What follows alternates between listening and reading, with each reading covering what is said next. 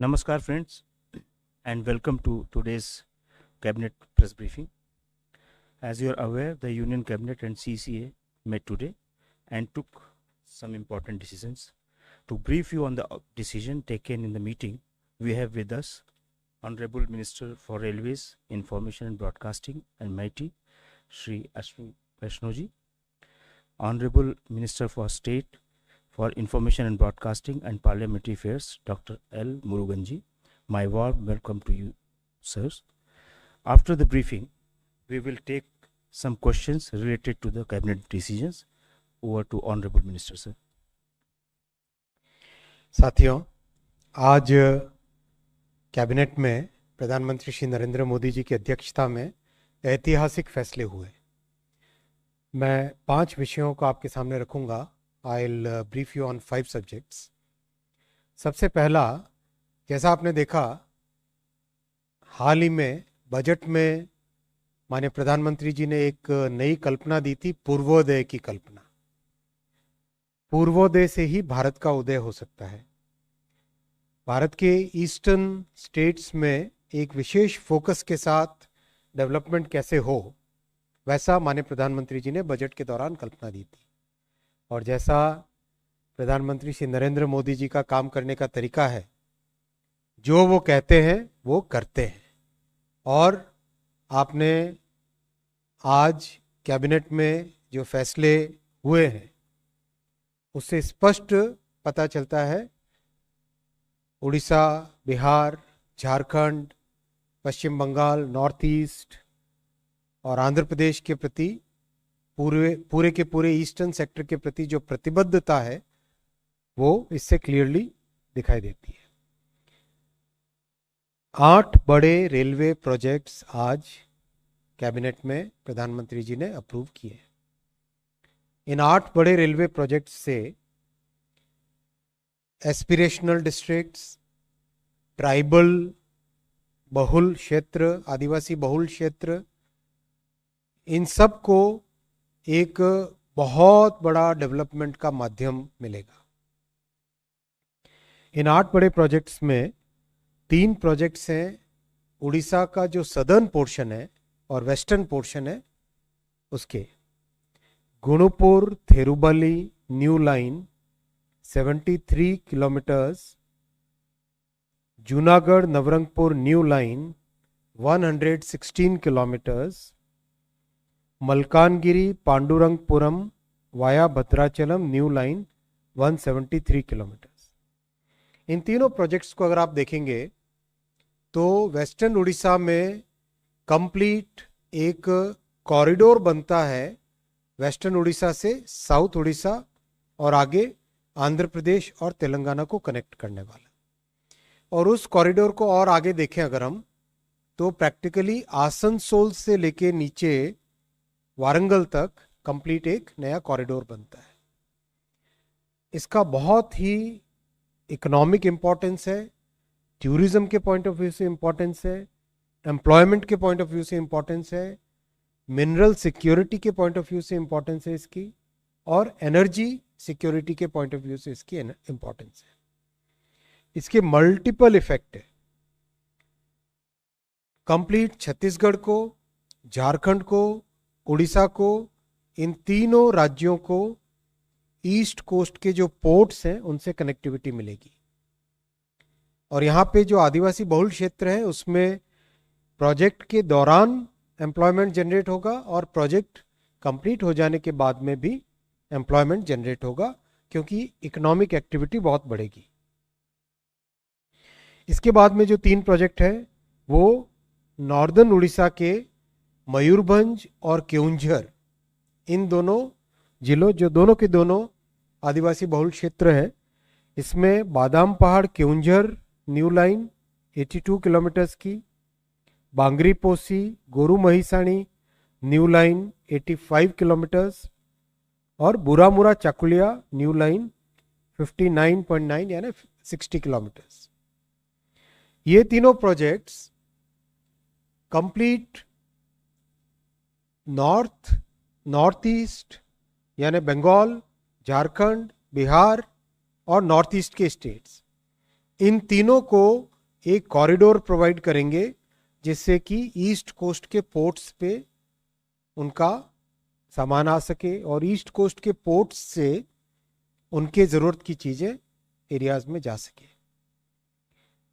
Completely tribal population वाले इन जिलों में इन प्रोजेक्ट से बहुत अच्छा इकोनॉमिक डेवलपमेंट होगा।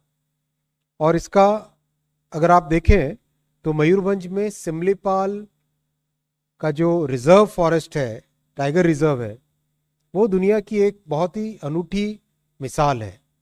वैसे ही कोरापुट में जो कॉफ़ी है, कोरापुट कॉफ़ी, वो अपने आप में एक बहुत बड़ी एक मिसाल बन रही है। इन सब को ध्यान में रखते हुए ये प्रोजेक्ट उड़ीसा के अंदर आए हैं। इसके बाद में एक बहुत ही इंपॉर्टेंट प्रोजेक्ट है जो झारखंड और बिहार को गंगा जी के ऊपर एक नया ब्रिज लेके, रेलवे का उस ब्रिज को लेके जोड़ता है। वो प्रोजेक्ट है विक्रमशिला से कटारिया न्यू लाइन। ये लाइन तो 26 किलोमीटर्स है, लेकिन इस पे गंगा जी पे एक बड़ा ब्रिज 2 लाइन का बनेगा, जिससे डबल लाइन का बनेगा, जिसमें 2549 करोड़ रुपीस का इन्वेस्टमेंट आएगा। गंगा जी पे अभी जो ब्रिजेस हैं वो हाईली ओवर सैचुरेटेड है, उसकी कैपेसिटी और बढ़ाने की ज़रूरत है।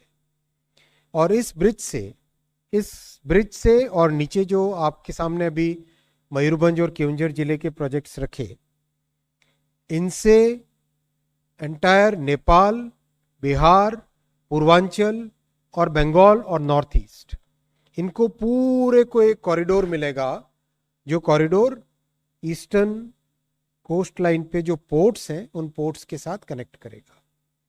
और जो मिनरल का हब है उससे आराम से बिहार, बंगाल और नॉर्थ ईस्ट में मिनरल्स का ट्रांसपोर्टेशन हो सकेगा, फर्टिलाइजर्स और फूड ग्रेन का ट्रांसपोर्टेशन हो सकेगा, और पैसेंजर्स के लिए बहुत बड़ी नई कैपेसिटी इससे क्रिएट होगी। 8th प्रोजेक्ट जो आज अप्रूव हुआ है वो महाराष्ट्र का है और बहुत ही इंपॉर्टेंट प्रोजेक्ट है।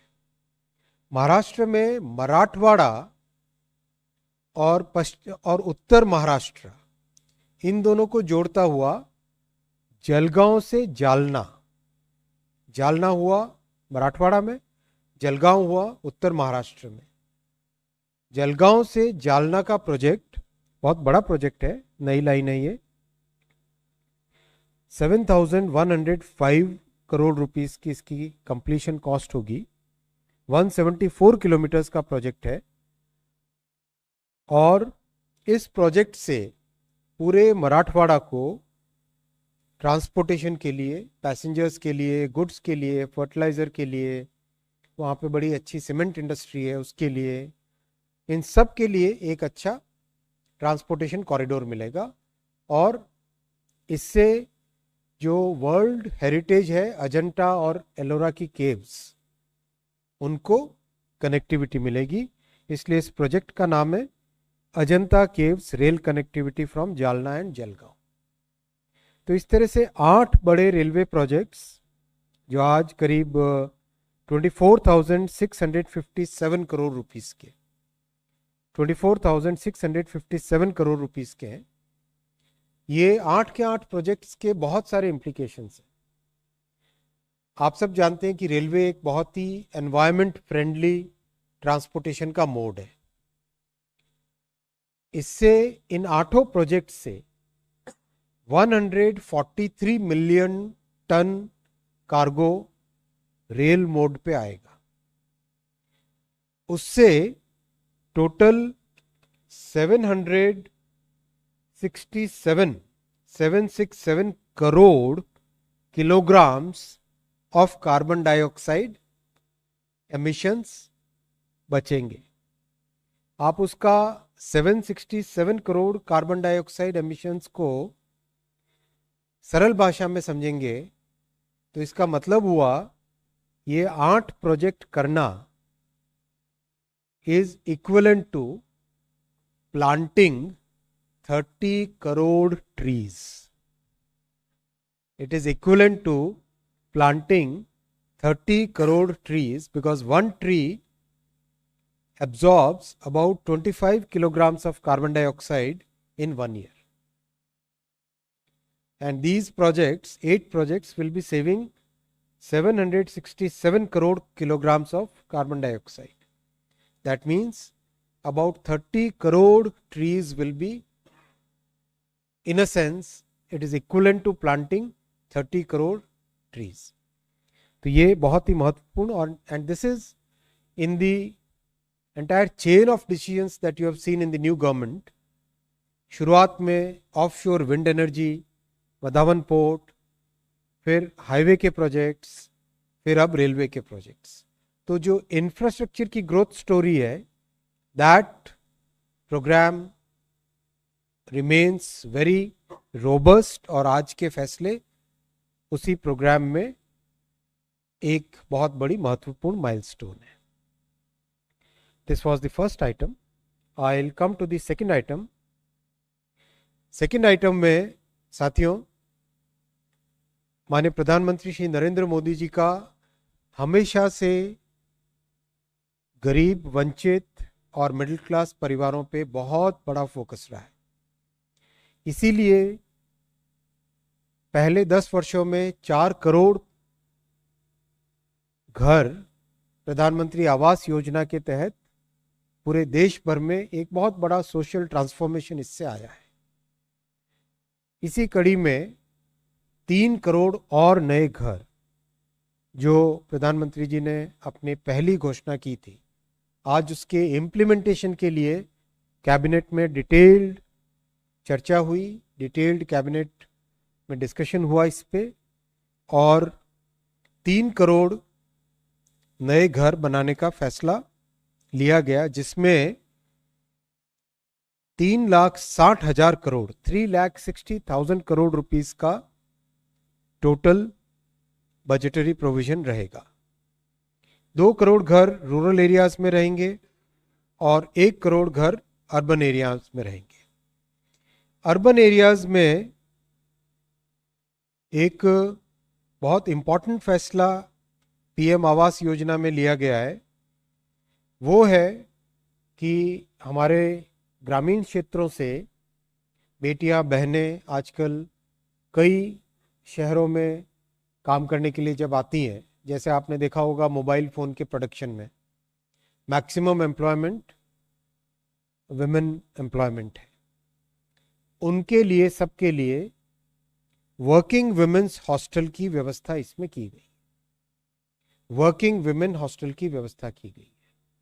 सेकेंड बहुत बड़ा फैसला लिया गया है कि जो अफोर्डेबल हाउसिंग वाला सेगमेंट है, उस सेगमेंट में इंटरेस्ट, लो इंटरेस्ट रेट पे देने का जो प्रोविजन है, उसमें और आगे और इसमें प्रोविजन बढ़ाया गया है. EWS, LIG और MIG कैटेगरीज में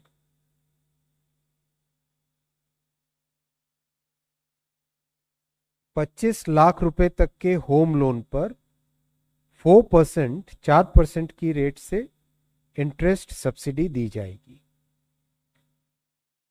1.8 लाख रुपीस इसमें कैप रहेगा और 5 एनुअल इंस्टॉलमेंट्स में ये सब्सिडी दी जाएगी. इसके लिए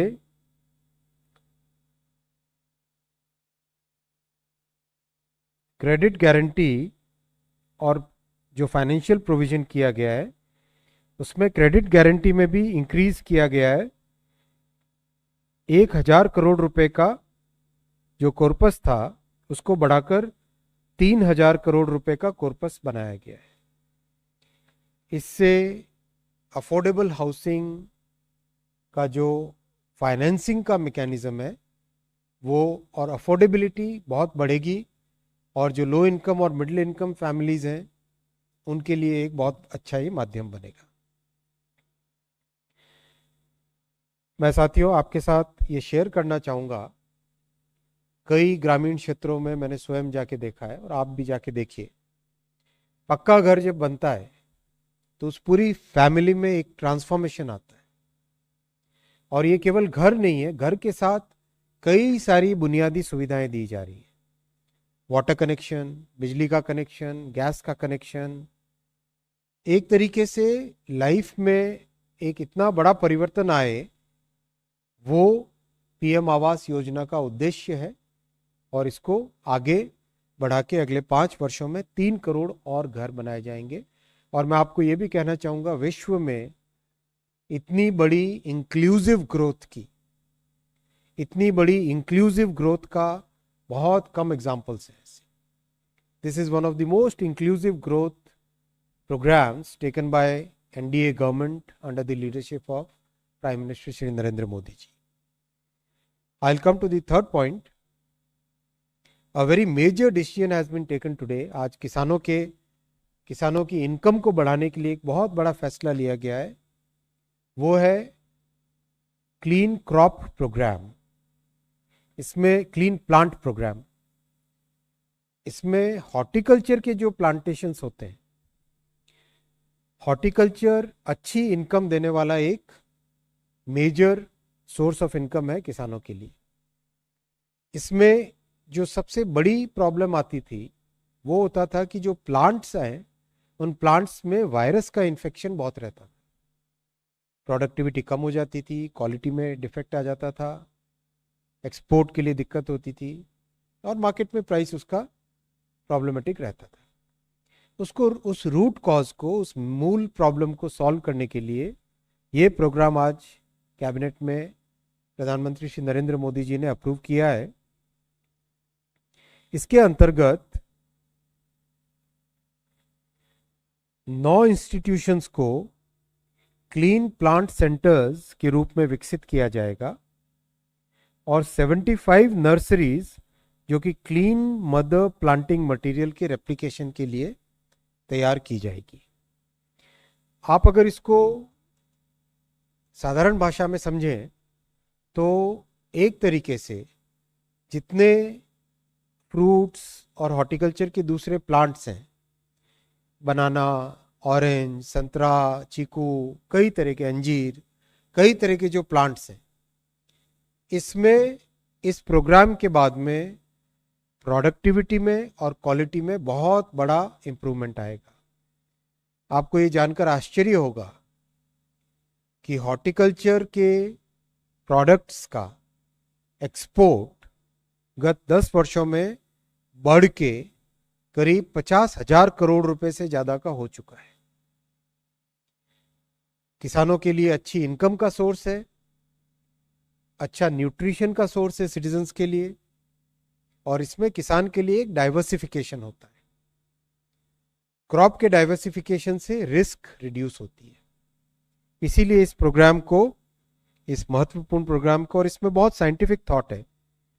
आप इसको भी अगर देखें तो बजट में बहुत क्लियरली एक साइंटिफिक वे में रिसर्च करके किसानों के इनपुट्स को बेटर क्वालिटी का कैसा बनाएं, इनपुट्स को हायर प्रोडक्टिविटी वाला कैसा बनाएं, वो सब बजट में घोषणा की गई थी। और जैसा मैंने पहले कहा, प्रधानमंत्री श्री नरेंद्र मोदी जी जो कहते हैं वो करते हैं, और जल्दी से करते हैं। तो ये अभी बजट में घोषणा हुई थी और अभी प्रोग्राम्स आगे इम्प्लीमेंटेशन के लेवल पे आ गए। इसमें क्लीन प्लांट प्रोग्राम में 1766 करोड़ रुपीस का इन्वेस्टमेंट होगा। I will come to the fourth point.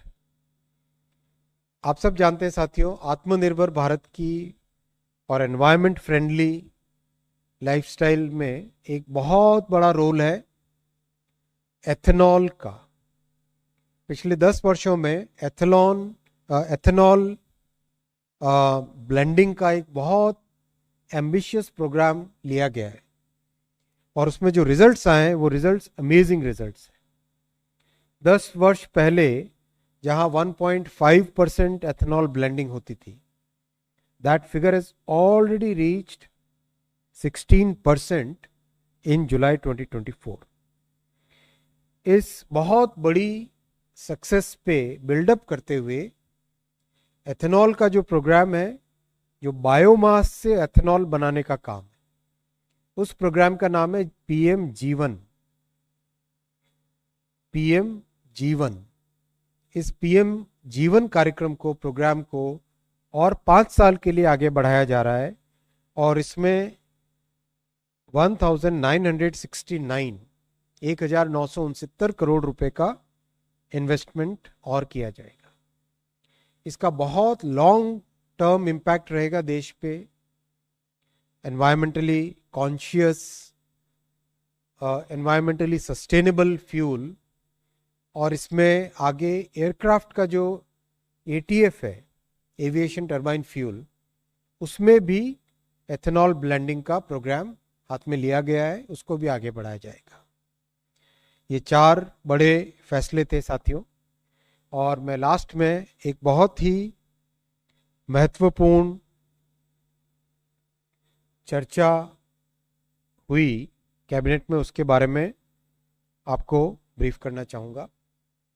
अभी जो हाल ही में माननीय सुप्रीम कोर्ट ने आरक्षण के विषय पर एक जजमेंट दिया है। इस जजमेंट ने, सुप्रीम कोर्ट ने एससी और एसटी के रिजर्वेशन के विषय में कुछ सुझाव दिए। आज माननीय प्रधानमंत्री जी की अध्यक्षता में कैबिनेट में इस विषय पर विस्तृत चर्चा हुई है और कैबिनेट का सुविचारित, वेल थॉट थ्रू मत है कि एनडीए सरकार बाबा साहेब अंबेडकर जी के बनाए संविधान के प्रावधानों के प्रति प्रतिबद्ध है, संकल्पबद्ध है। बाबा साहेब अंबेडकर जी के संविधान के अनुसार एससी और एसटी के रिजर्वेशन में क्रीमी लेयर का कोई प्रावधान नहीं है। कैबिनेट का सुविचारित मत है, वेल थॉट थ्रू डिसीजन है कि बाबा साहेब अंबेडकर के संविधान के अनुसार ही एससी और एसटी का रिजर्वेशन की व्यवस्था होनी चाहिए। ये साथियों 5 बड़े फैसले आपके सामने रखे। I will take some questions, already it is 9:50। Prashant, start with Prashant. Sir, yes Prashant हूँ एनडीटीवी से। सर, सबसे पहला सर, आखिरी में जो आपने बात कही सर, एक क्रीमी लेयर का मसला है, दूसरा सब कैटेगराइजेशन का भी मसला है सर, आरक्षण के भीतर आरक्षण का। क्या उस पर भी कोई चर्चा हुई कैबिनेट में और क्या फैसला हुआ? जितनी चर्चा हुई मैंने उतना बताया। 190। Started this discussion? It came from the Prime Minister or Social Justice Minister? Who started discussion on this thing? Cabinet के फैसले हमेशा बहुत ही सबके कलेक्टिव फैसले होते यस हैं।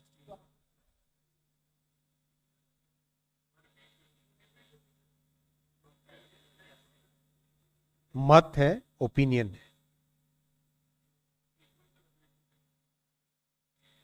अभी हाल ही में माननीय सुप्रीम कोर्ट ने आरक्षण के विषय पर एक जजमेंट दिया है।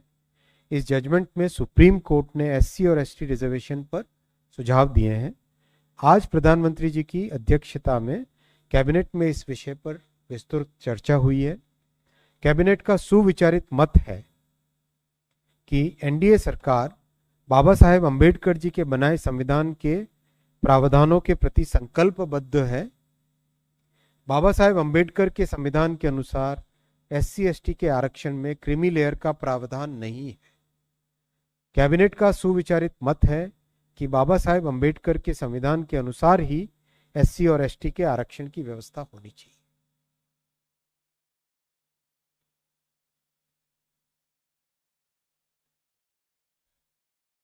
हाँ सर, अपना तरुण परिचय भी फ्रॉम दे जी दीजिए। Business sir. सर, जो आपने हाउसिंग के लिए जो आज अनाउंस कैबिनेट ने जो फैसला लिया है सर, आप उसमें एक बार बता पाएंगे सर, ईडब्ल्यूएस के लिए कितनी कैटेगरी होगी, और सर जो आप सब्सिडाइज कर रहे हैं इंटरेस्ट रेट वो कितना होगा, और सर जो आपने 3 करोड़ बोला, सर उसमें 2 करोड़ सर रूरल, 1 करोड़ उसमें, अर्बन। तो सर अर्बन के लिए सर, क्योंकि जो बजट में है वो 2,20,000 करोड़ 5 years के लिए है, तो सर उसके लिए कितना एलोकेशन? अर्बन और रूरल का बजट का एलोकेशन, और मेरे पास ब्रेकअप है ग्रामीण योजना रूरल एरिया का,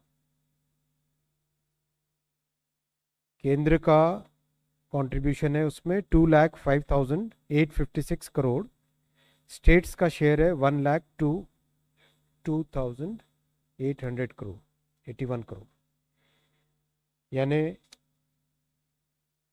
और इसी तरह से अर्बन का है, सेंटर का 1.6 लाख करोड़ और स्टेट्स का 70,000 करोड़। इस तरह से डिवीजन है।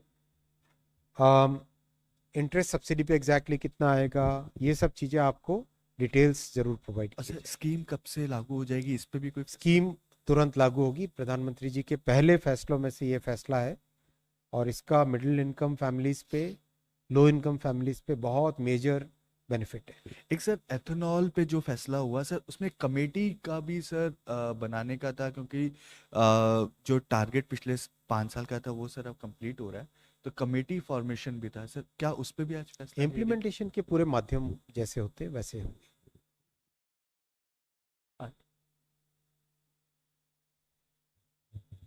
I'm Kvesh Mishra from Economic Times. I have two questions, sir. Sir, if this is the opinion of the cabinet, is there any need for any legislative changes as well? Was that also thought out? And my second question is regarding railways. By when do you expect these projects to be completed? मैं पहले दूसरा प्रश्न लेता हूँ। Railway की ये जो 8 projects हैं, ये 8 के 8 प्रोजेक्ट्स पे बहुत सारा एक प्लानिंग का प्रोसेस, जैसा आप जानते हैं कि पीएम गति शक्ति पोर्टल जब से बना है तब से planning has become very systematic. जितने भी रास्ते में कोई भी किसी दूसरे इंफ्रास्ट्रक्चर के प्रोजेक्ट का इंटरेक्शन होता है, मान लो कहीं पे एक ट्रांसमिशन लाइन जा रही है, या फिर कोई मान लो कोई सेंचुरी है रास्ते में, उन सब को पहले से प्लान के अंदर एड्रेस किया जाता है। इन 8 के 8 प्रोजेक्ट्स के कंप्लीशन के डिफरेंट टाइमलाइंस हैं। कुछ 27-28 में कंप्लीट होंगी, कुछ 28-29 में कंप्लीट होगी, और 2 प्रोजेक्ट ऐसे हैं जो बहुत बड़े डिफ़िकल्ट टेरेन में से जाएंगे, वो 29-30 में कंप्लीट होंगे। जितना कैबिनेट में सुप्रीम कोर्ट के जजमेंट के विषय में डिस्कशन हुआ उतना मैंने आपको बता दिया।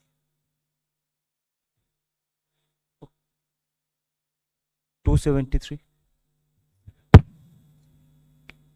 Sir, this is Abhishek from Business Line. Sir, a quick question is these railway projects, a part of this is also relates to the mineral corridors. Is this a part of the Eastern Dedicated Freight Corridor project, or is this a separate project that you're taking up? And also, is a parallel dedicated freight project going on in these areas? देखो, पूरे के पूरे network को, देश में जितने भी major origins हैं और जो मेजर डेस्टिनेशंस हैं, उनको पूरे के पूरे देश के अंदर जितना भी डिमांड है रेलवे के पॉइंट ऑफ व्यू से, उन सबको पीएम गतिशक्ति पोर्टल पे प्लॉट किया गया है। उससे एकदम क्लियरली विजिबल हो जाता है कि कहाँ पर नई कैपेसिटी की ज़रूरत है, एक साइंटिफिक वे में क्लियरली सामने आ जाता है। वो ध्यान में रखते हुए ये प्रोजेक्ट्स बनाए हैं, और इन प्रोजेक्ट्स का मैक्सिमम बेनिफिट मिलेगा हमारे ट्राइबल क्षेत्रों में रहने वाले परिवारों।